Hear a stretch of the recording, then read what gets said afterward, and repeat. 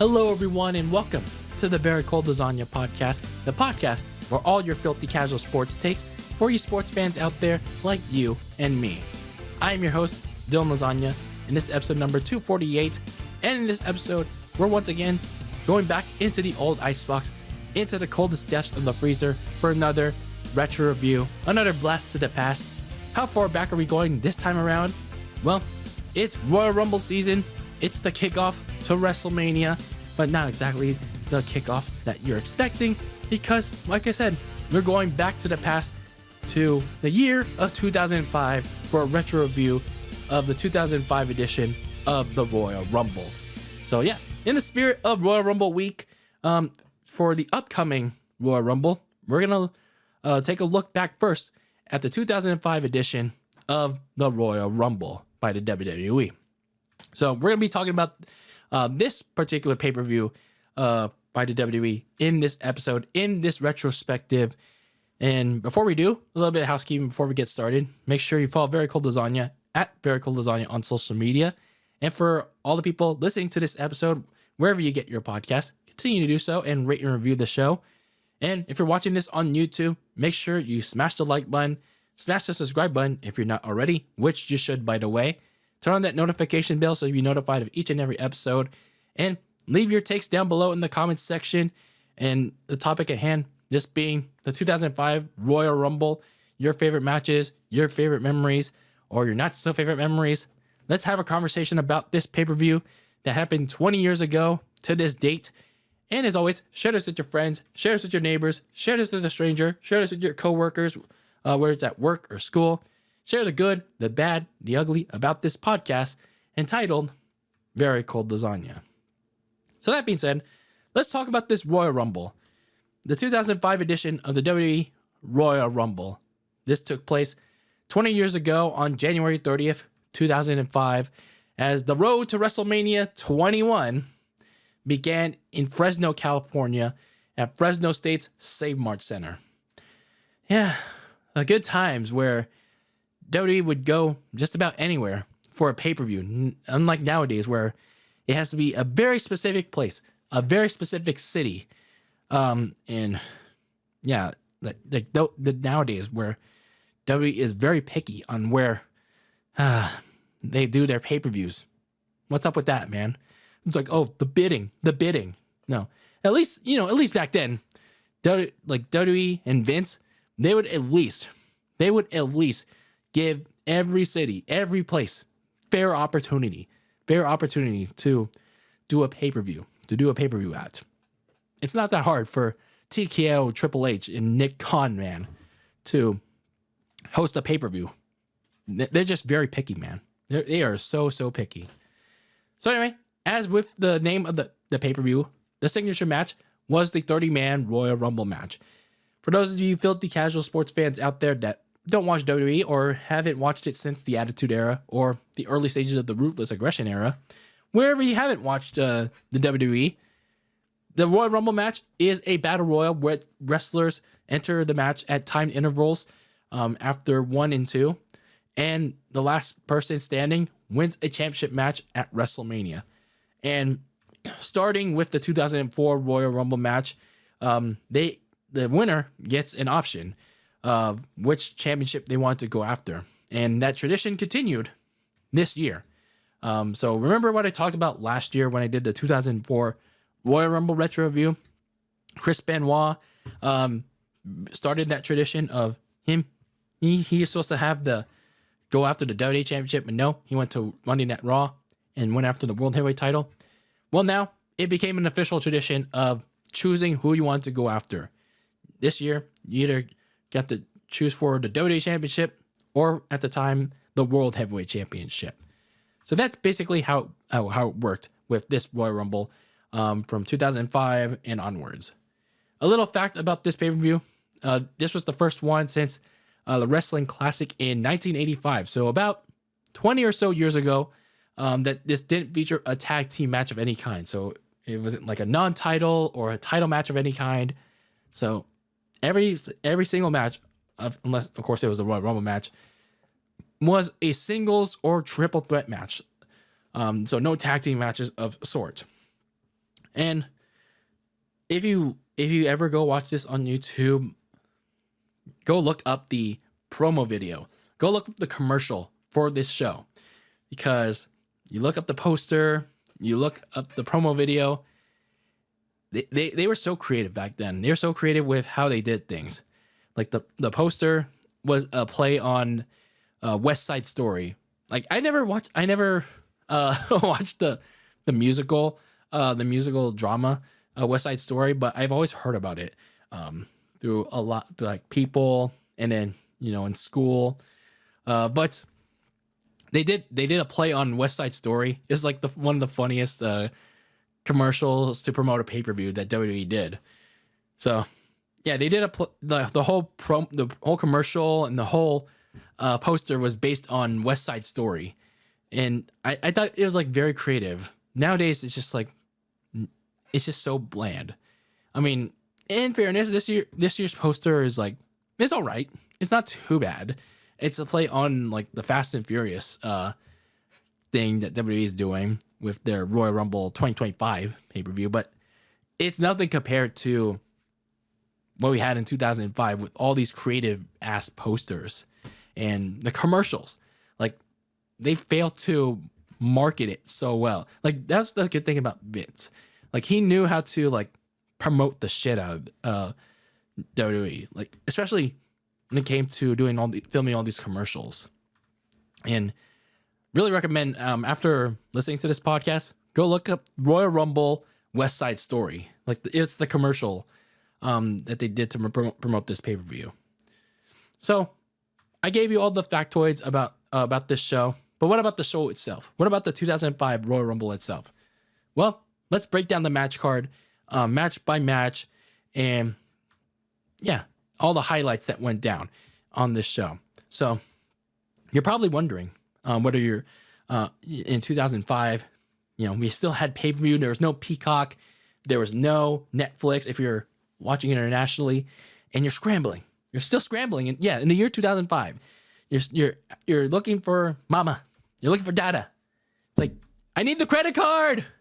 I need a credit card. I need to call the cable provider.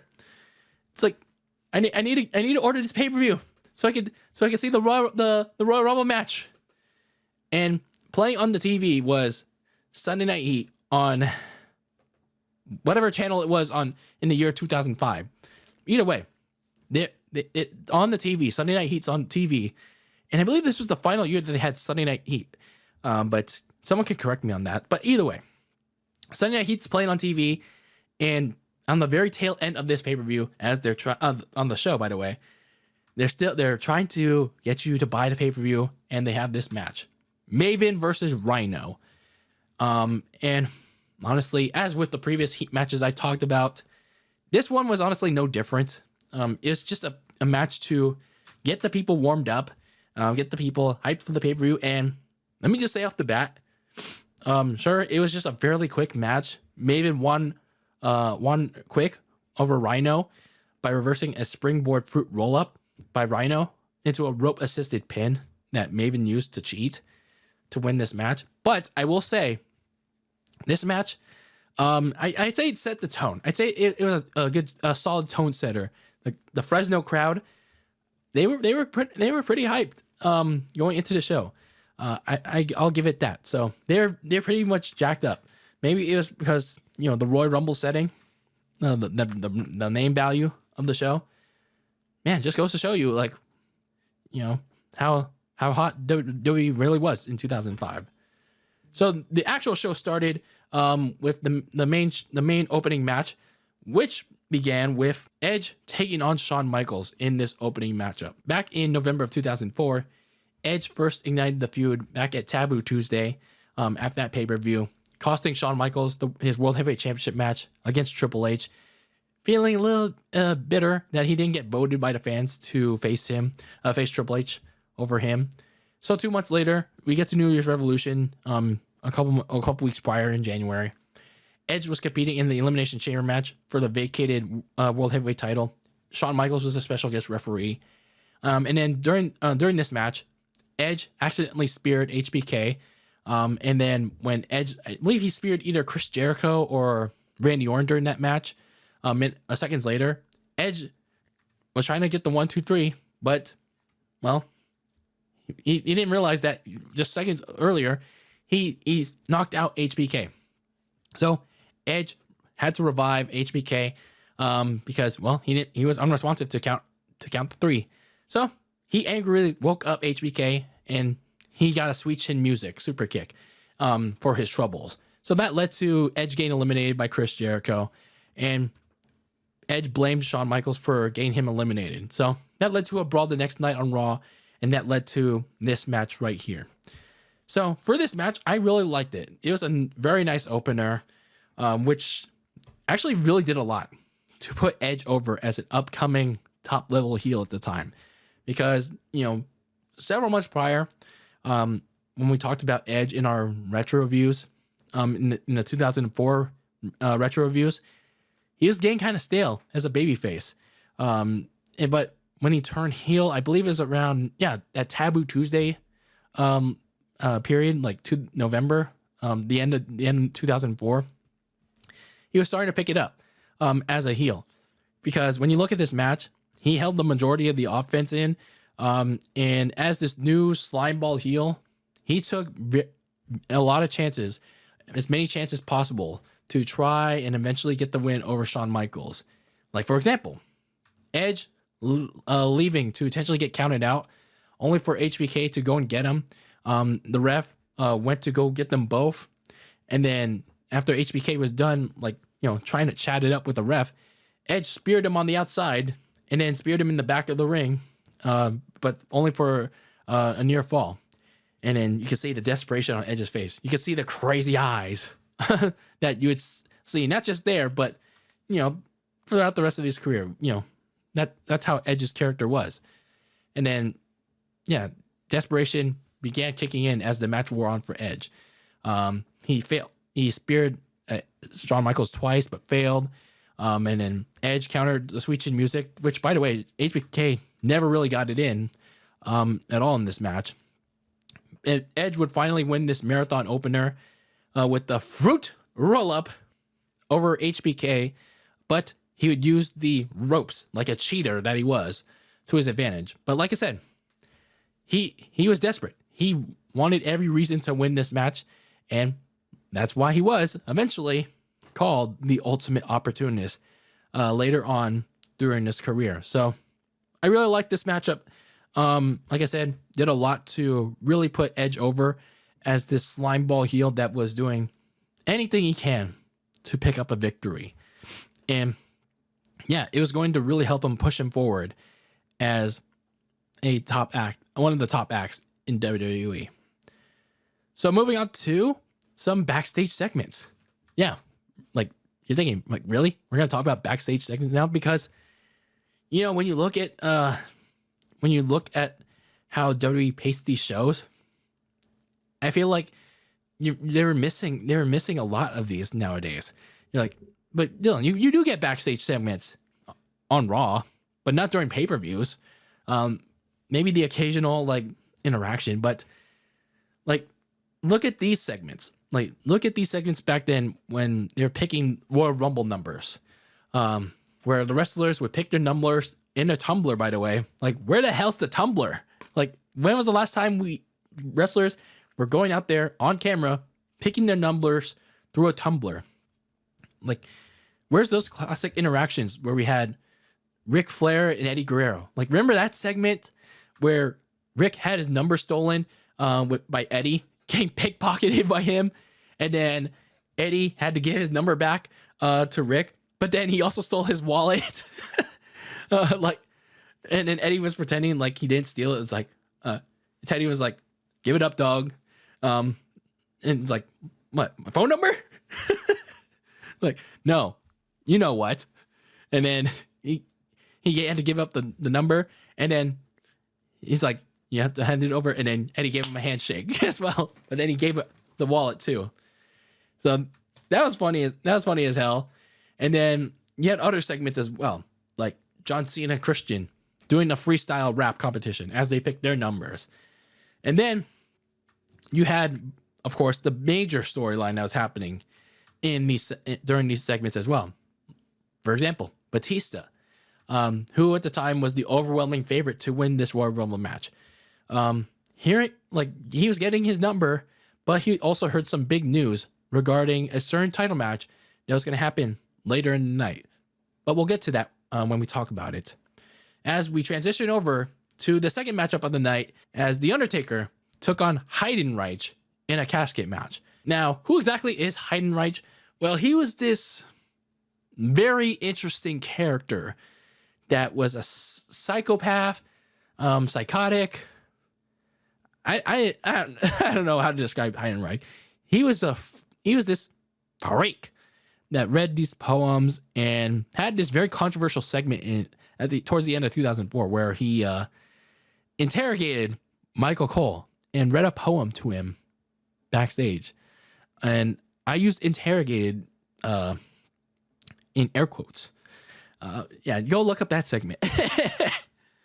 But anyway, in the year of 2004, he had his first and probably only major feud in his short career, where Heidenreich cost The Undertaker I think it was like a last ride match against JBL at No Mercy of that year.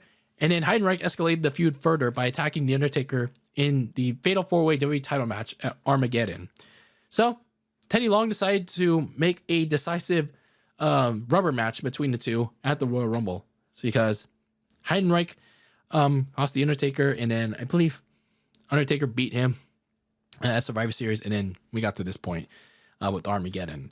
So Undertaker chose the stipulation after he heard Heidenreich was scared of caskets, and that's when The Undertaker had the idea of facing him in a casket match. But before the match began, Heidenreich met up with Snitsky to concoct a plan, and that plan came to fruition mid-match when Snitsky came out to attack The Undertaker when he had Heidenreich in a triangle choke. So they both attacked him, and as they were trying to drag The Undertaker in the casket, there was his brother, Kane. It was kind of weird, though, when Kane had just been beefing with The Undertaker like a year prior to this. But, retconning, I guess. But anyway, Kane was in there to even the score for his brother and take Snitsky with the crowd, because keep in mind, Kane and Snitsky were fighting each other because, of Kane's on-screen girlfriend, wife, whatever you want to call it. I don't know. What was it at the time? On-screen girlfriend / wife, Lita? Yeah, the whole pregnancy, kick the baby storyline with Snitsky. But anyway, I digress. But the match itself between Heidenreich and Undertaker was okay. But I felt like it dragged on too long after Kane showed up, because I thought that was going to be the end of it. I thought Undertaker was going to win it from there. But it dragged on too long because Heidenreich was just like, is someone there? Is someone there? Is someone else there in the casket? Because he just kept toying around with the casket. He just showed how afraid he was of the casket. And he also did this sidewalk slam, and then he tried pinning The Undertaker when there's no pinfalls in a casket match, dummy. He was like, the lack of awareness of rules from this man. Just like, what the hell? Maybe there's a reason why they didn't push him that much in 2005 afterwards. So anyway, Undertaker went on to win decisively with the Tombstone Piledriver, and then he rolled Heidenreich into the casket to get payback on him for good and pretty much end their feud from there. Now, I seen that this feud was actually supposed to go on even longer towards WrestleMania, and thank God it didn't, because that would have made so much less sense if it did. So then we had our third matchup of the night, and that involved the WWE Championship on the line as JBL defended his title against It's the Big Show, taking on the Olympic gold medalist Kurt Angle as well. This was actually a very fun build-up going into this. When I was watching like this story of video on YouTube, I was just like, this is crazy. Like this is like a crazy ass storyline, and then the match itself was actually actually something else too. So anyway, how did we get to this point of this WWE Championship match at this Royal Rumble? Well, Kurt Angle, after Armageddon, he wanted a shot at the WWE title against JBL. JBL was like, nah, I don't want to, because he was just celebrating his victory after Armageddon. But Teddy Long granted Kurt Angle's request, but Kurt Angle won by disqualification, meaning he can't get that title. And that was because JBL's cabinet attacked him. So that led to a brawl between the cabinet, that's JBL's stable, and then Kurt Angle's goons. I think it was like Mark Jindrak and the other one. Let's just call him the other one. And then that brought out the Big Show. And he managed to attack everyone in sight. And he signaled to JBL that he won that WWE Championship too. So 2 weeks later, Teddy Long decided to make a triple threat match between all three of them at the Royal Rumble. So that led to the build-up for this match. An interesting storyline in which JBL and Kurt Angle took turns setting each other up to anger the Big Show through various interesting means. And what do I mean by interesting means? Well, pissing off Big Show by setting up his quote-unquote girlfriend, Joy Giovanni, in pretty scandalous situations. Like, for all my Ruthless Aggression era fans out there, or maybe new fans out there like right now, maybe you caught this on YouTube, like, or maybe on Peacock, or whatever, however you caught this, maybe on Twitter or Instagram. Y'all remember Kurt Angle's crazy ass shower segment, like anticipating JBL's like secretary, raiding JBL's secretary, only to find out it was Joy in the shower, and then chasing her, only to run into the Big Show, and then Joy Giovanni getting quote unquote kidnapped in JBL's limo, only to find out it was set up by Kurt Angle. Yeah, they were framing each other to piss off the Big Show.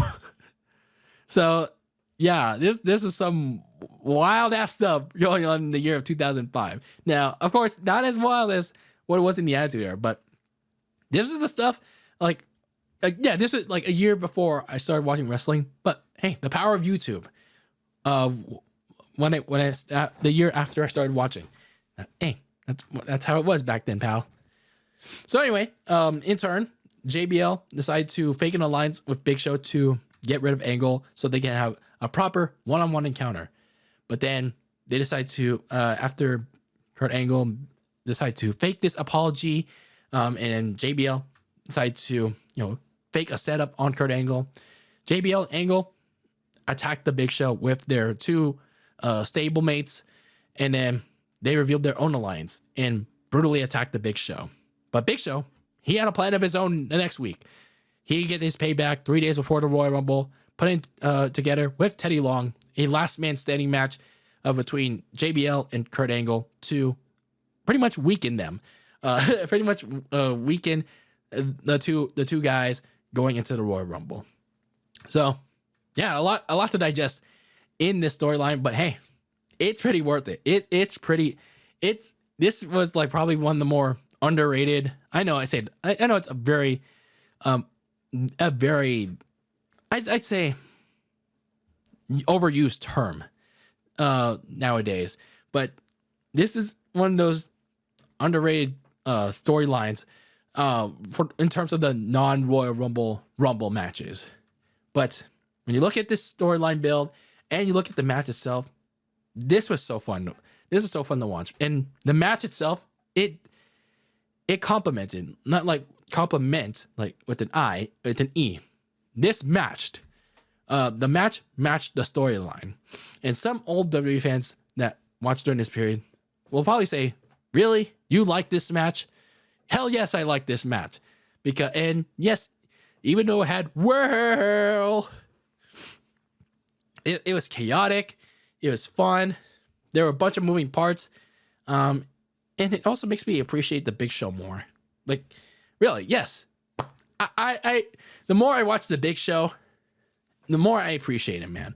And I don't know what it is with so many wrestling fans out there that don't like the Big Show, or just like flat out hate the man. Maybe it's a theme song. It must be the whirl. Or maybe it's the constant heel and face turns. I mean, that's understandable though. The constant heel and face turns, it's understandable, but Big Show was a bad. What he was kind of badass, big man, but the kind of was kind of weird. But anyway, this is a fun triple threat match with Big Show dominating the early part of it because, well, he's big. But then it turned into a one-on-one affair because he tried to chokeslam JBL from the steel steps through the announce table, but Kurt Angle low-blowed him while he tried to do it, and then he knocked out the Big Show with the TV monitor, and Big Show fell like King Kong, falling off the Empire State Building, which I don't think happened at all, but I'm just making it up.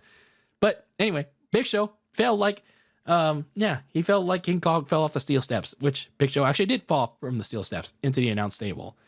So Big Show went to sleep for about a couple minutes as JBL and Kurt Angle duked it out. But once Big Show woke up, he went ham again on Kurt Angle and JBL. But Angle and JBL were able to double team the Big Show, and Angle even hit a giant angle slam on the Big Show for just one count. So JBL tried to hit a clothesline from hell on the Big Show, but he instead received the choke slam from him. But he couldn't win the match because JBL instinctively put his foot on the rope. So in response, Big Show speared JBL through the barricade, and that began the cabinet shenanigans. So before there were bloodline shenanigans, before there were Judgment Day shenanigans, we had cabinet shenanigans. And that was a common theme throughout JBL's title run, the cabinet shenanigans. So anyway, Big Show seemed to have this match won, as is between him and Kurt Angle. He used a flatliner to counter a chair wielding Kurt Angle, but Kurt Angle's cronies, Mark Jindrak, and now I remember the other name, Luther Reigns. Luther Reigns was the other guy. They pulled the ref out, and Big Show had to fight them all off outside the ring because they pulled him out too.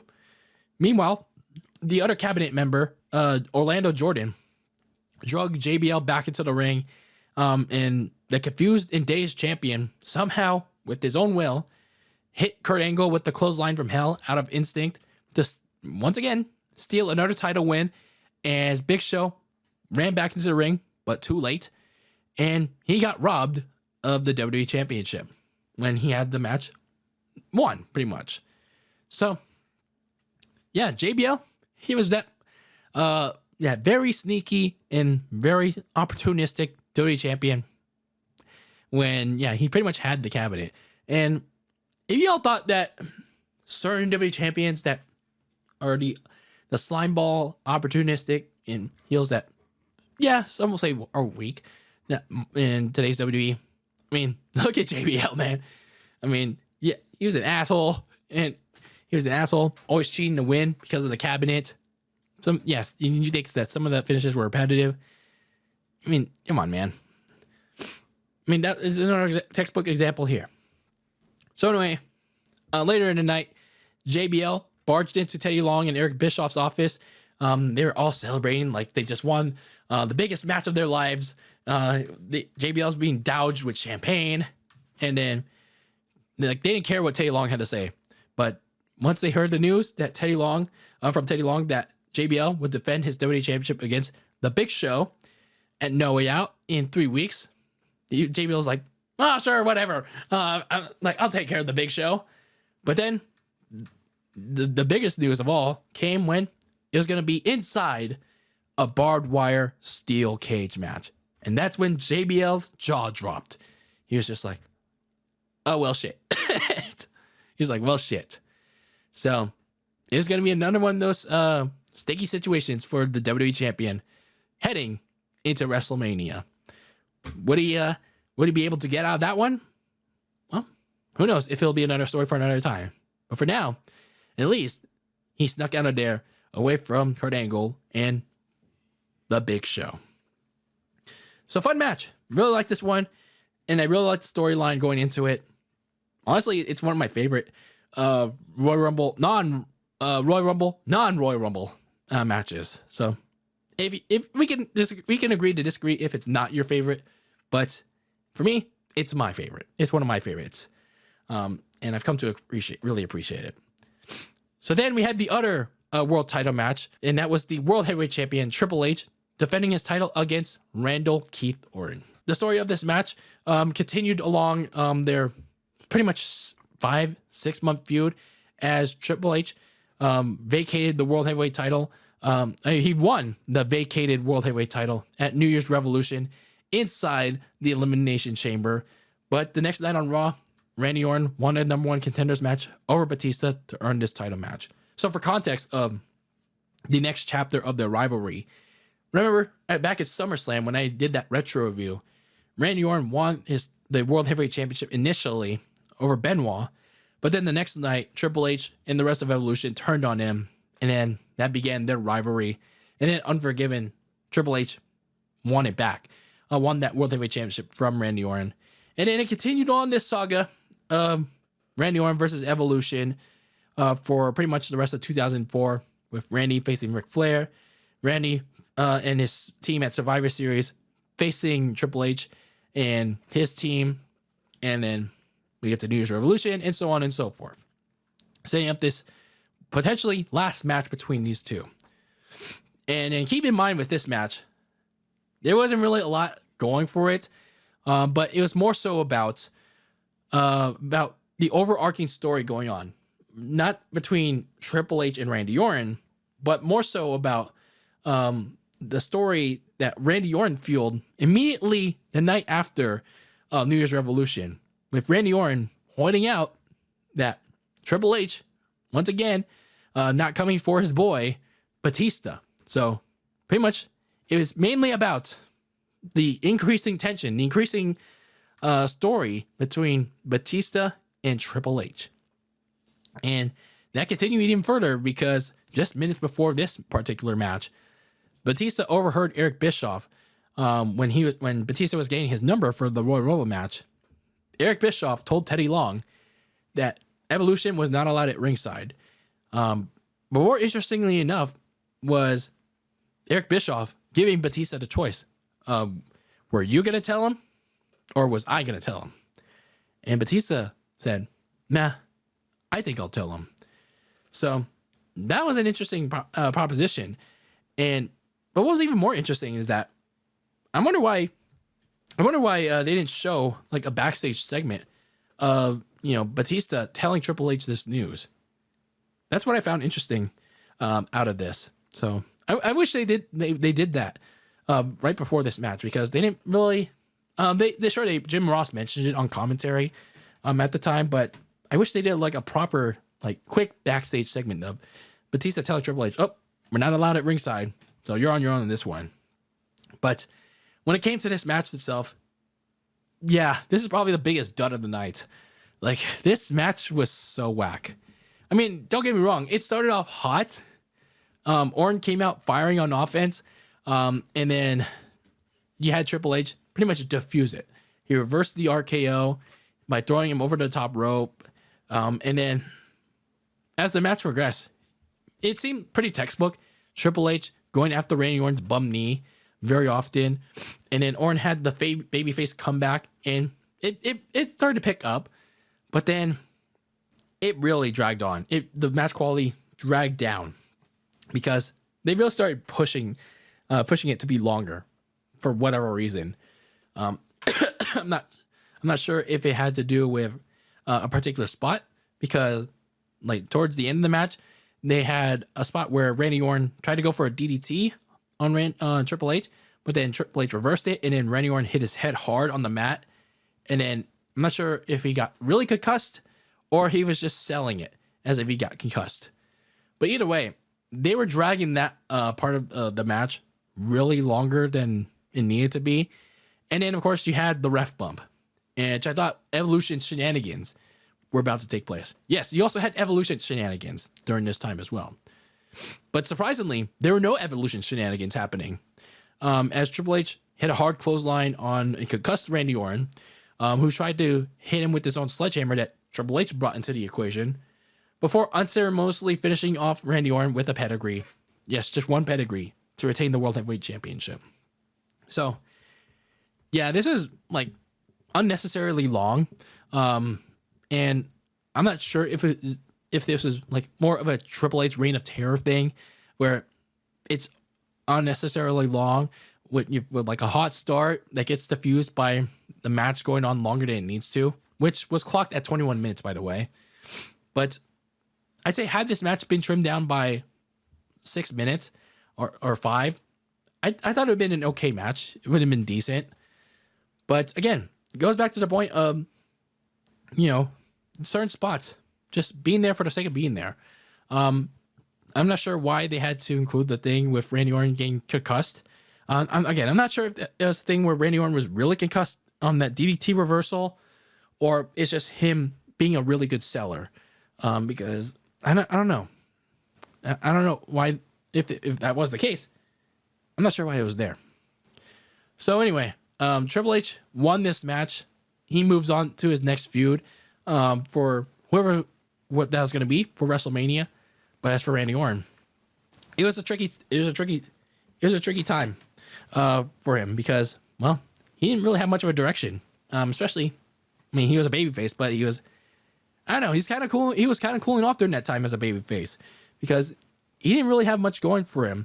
As the crowds were starting, there were some mixed reactions for him as a babyface during this time. So Triple H won this kind of rather dull matchup. So then we had our main event as we transition over to that. And that was none other than the 2005 Royal Rumble match. Who is going to be the one to go off to Hollywood and face whatever champion of their choosing at that year's WrestleMania? So, obviously, there was one overwhelming favorite in that matchup. But, of course, there were some other potential contenders. And that happened through qualifying matches, which, for whatever reason, WWE doesn't do nowadays. But, alas, that's besides the point. They did now people just declare for their entries in the Royal Rumble. But it is what it is. It is what it is. So, looking at this 2005 Royal Rumble match, like, man, oh man. You look at, like, all the entries in this matchup, it was so loaded with star power. Like, especially in the top 10. Like, Eddie Guerrero and Chris Benoit, who were in the previous year's Royal Rumble. But Benoit, who won last year's Royal Rumble at the first spot, he starts off the match with Eddie. And then you had other guys like Benoit, Edge, Rey Mysterio, Booker T, all coming out in the top 10 order. That was already a stacked lineup as it was. And then another interesting spot that happened like very early in the match, you had Daniel Puder, the recent number $1 million Tough Enough winner during that time. He enters at number 3, but he's all arrogant and cocky that he's going to win the Royal Rumble. He gets a little welcoming gift from Eddie, Benoit, and then the next entrant, Hardcore Holly, all who eliminate him. So pretty much Daniel Puder gets his welcoming ritual, per se. Then you have that number 13, Muhammad Hassan. And oh my God, Muhammad Hassan, like, do all my Ruthless Aggression era fans remember this guy? Like, he was so hated back then with this, like, I don't even know if you could call it an anti-American gimmick. He was like a very, very controversial character back then. He came out to these massive boos, and the field of wrestlers that were in there, they were just like super confused. They were like, what the hell? And then he finally came in after a slow walk to the ring, and he was just like gloating, embracing the hate. And then the wrestlers all decided to, but they didn't care if it was like SmackDown versus Raw, because they got to promote that video game that came out, right? They didn't care. Like they decided to unite all together to gang up and eliminate him. So, man, like Muhammad Hassan, he was a wild character. He was a very wild character back then. So Muhammad Hassan, his night wasn't done yet because he decided to attack Sky Duhati 2 entries later. And sadly, the Worm was not able to enter this Royal Rumble match. Kurt Angle, who stole Nunzio's number earlier in the night, entered at number 20. He was also very pissed that he lost the WWE Championship match earlier in the night as well. He entered the ring at number 20, and he decided to go on a frenzy with suplexes and angle slams galore for everybody. But Shawn Michaels quickly diffused that flurry with sweet chin music over the top rope and quickly eliminating him. But here's the kicker.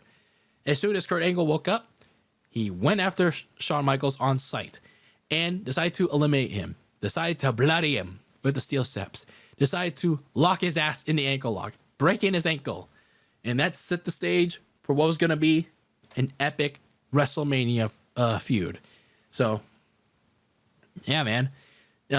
This whole night was going to be about settling feuds, but also beginning ones as well as we began this road to WrestleMania. But business really began to pick up because at number 25 was the United States champion, John Cena, and following suit was Kane and Batista just a few entries later. And in between, you also had this nasty-ass elimination by Snitsky to Paul London, giving him this nasty-ass clothesline while Paul London was on the apron, and he was just like, he just flipped hard, and Snitsky hit him with that hard-ass clothesline to eliminate him. It was like so bad, so gnarly, that he had to get stretchered out of the arena. It was just like, oof. So anyway, the final 2 entries were Christian, and Ric Flair, the Nature Boy, of this Rumble match. And as while they were entering the ring, Cena eliminated Kane. And during all this time of the Royal Rumble match, like I'm wondering at that point, how the hell is Jonathan Coachman still in there? Like I thought Jonathan Coachman came in at some point during that late portion of the match, and he's still in there. Like once Ric Flair got in there at number 30, and right there is Jonathan Coachman. And as soon as I say that, Ric Flair eliminates Jonathan Coachman. So, yeah. But Ric Flair's time was quickly cut short. Edge eliminated him as we get to the final 4 of this match. Edge, Batista, Rey Mysterio, and John Cena. And you look at that visual, like, holy hell. Like, you would see, like, all these future and present stars that were right in your eyes. But then it would quickly boil down to the famous final 2 as Edge eliminated Rey with an apron spear. But then you'd also have Edge get eliminated by both Cena and Batista. And then, yes, we would have the final 2. John Cena and Batista. Whether you're watching at home for the first time in 2005 or 20 years later, whether it's on Peacock or whatever site you were watching it on. But anyway, or where you're one lucky SOB 20 years ago to be able to attend that Royal Rumble in Fresno, California. You felt the energy, you felt the excitement, you felt the intensity of having John Cena and Batista be the final 2 of that Rumble. And you saw why they were there for a major reason. The future faces. They were the future faces of the WWE colliding for one shot, for one chance to go to WrestleMania. Like, this is what so many people saw in not just Batista, but also Cena, and what Vince saw in them as well. So then we get the photo finish, or at least we think we do. Because just as we were finding out who was going to win this thing, we get the controversial finish of Batista trying to lift Cena for a Batista bomb, but then Cena rotates him and Batista over the top rope, and not one, but both of them hitting the floor at the exact same time. So we get that crazy finish, and we're now suddenly in a pickle. We are suddenly in a pickle in our hands because that wasn't supposed to happen. That was not how this shit was supposed to go down, pal. And the refs are trying to figure out like who won this thing. Like there's so much confusion. The crowd was confused as well. Cena and Batista were like what do we do here, pal? Like all we could do is like all they could think of is like, I won this thing. No, I won this thing. And then sooner than later, Vince McMahon, he was strutting down the ring. He threw his coat down. He was so pissed off, and he stormed the ring in an angry rage. But then we get the other infamous scene of him tearing his quads, both of his quads, trying to get in. So now you have all this whole mess.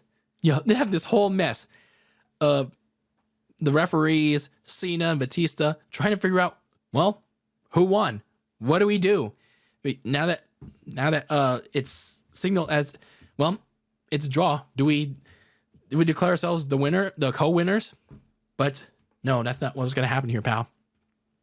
Because with a wicked smile on his face and pressure mounting, well, we got to do something. This is not how it was supposed to go down. Vince McMahon made a decision. Let's redo it. We're going to restart this match, pal. And that's exactly what happened. So we get a restart, and Batista reverses the FU. He hits a spine buster on Cena before properly throwing him out of the ring to win the 2005 Royal Rumble. And boy, oh boy, what craziness that this Royal Rumble brought. And it's honestly one of my favorites for plenty of reasons. Like, you looked at that roster. Sure, like the undercard, the lower mid card, not that great, especially when you get to the middle portion, where it did have a lot of good, like, lower card, mid card acts. But when you look at the top 10 and the final 10, you saw what the company was going to look like for the next 5 years. Like I said, Edge, Booker T, and then you had Rey Mysterio, Eddie, Benoit. And then the bottom 10 had Kane, Batista, Cena. Like, all those names. Like, it was such a loaded Royal Rumble right there and there. And then going back to Cena and Batista, the final two. It was going to symbolize the next two franchise guys Vince was going to have lead the WWE for however many years. But then, like, you had the botch finish. You had the botch finish that was never supposed to happen. And it's wild when you think about it. It's wild, like, how they even came to that. Like, why it even wasn't supposed to happen. Because the original finish of this match, from what I've, like, seen, what I've heard and saw, researched in interviews with, like, Cena, Batista, and one of the referees in that match, the original finish was supposed to be Batista simply tossing out Cena with the Batista bomb. But Cena over-rotated, like I described. And that led to the finish that we got. So even then though, despite the botched finish, I think I like it better. I think it worked out for everybody. Because had they gone with just the original finish of Batista just simply tossing out Cena, like they originally planned for, I felt like it wouldn't have been as impactful for Batista's later road to WrestleMania than when he did eventually win the world title. Because I feel like, with this botched finish, it did more. It did more to signify, like, hey, hey. Like it signaled that, oh, hey, Batista won. No, Cena won. So what do we do here after all this big mess? So, I mean, the worst thing they could have done was have Vince declare them both winners, like he did with Bret Hart and Lex Luger. Except that one was planned, but this one wasn't. So, yeah, like I said, the ending worked out for everybody because both of them went on to become the cornerstones, the franchise faces for the next several years. Batista went on to become world champion, and so did Cena. And obviously, we could talk about that for another time. But this happy accident ended up being one of the best ones for Vince McMahon in the WWE. Like, the botched ending to this Royal Rumble is definitely a really good one. Like it definitely made for one of the best Royal Rumble matches of all time, in my opinion. So overall, with this Royal Rumble show, this pay-per-view, it was a really fun one to go back and watch, to really look back and discuss with all of you. Aside from 2 matches, which were, one of them was kind of a dud, but the other one, yeah, it was really a dud. But what I did appreciate about this show was the advancement of multiple stories, like with, Batista and his continued, like not like complete tension with Triple H, but, the continued development of it. And then you had, what else did you have? JBL and Big Show continuing their rivalry. And then you had Edge and Shawn Michaels. And then you had a bunch of other stories created too, like Kurt Angle's and Shawn Michaels setting up what was going to be a really fun road to WrestleMania 21 that year. So overall, when you look at this 2005 Royal Rumble pay-per-view, it's a really fun look back. It's a really fun show to go back and watch, whether you're a first-time viewer of this show that hasn't seen it at all, or you watched it back then, but you haven't seen it in a long while, or you watched it multiple times, and are looking for that Royal Rumble binge before this upcoming Royal Rumble. So I would highly recommend watching this 2005 Royal Rumble pay-per-view when you get the chance. So I had a lot of enjoyment out of this specific Royal Rumble pay-per-view. So those are my thoughts on this Royal Rumble pay-per-view from 20 years ago on this date, January 30th, 2005. If you ever watched this Royal Rumble show, let me know how you thought about it in the comments below on YouTube, or slide into my DMs on social at Very Cold Lasagna. Let's have a conversation about it. Let me know your thoughts on the botched Royal Rumble finish with John Cena and Batista. Let me know the wild WWE title match. Let's talk about all things the 2005 Royal Rumble. Wherever and whenever. But anyway, that's going to do it for this episode of Very Cold Lasagna. I have been your host, Dylan Lasagna. Thank you for tuning into episode number 248 of this icy yet spicy sports podcast. And as always, keep that lasagna very cold in the fridge with your takes on the world of sports. And until I see you, when I see you in the next episode, peace out.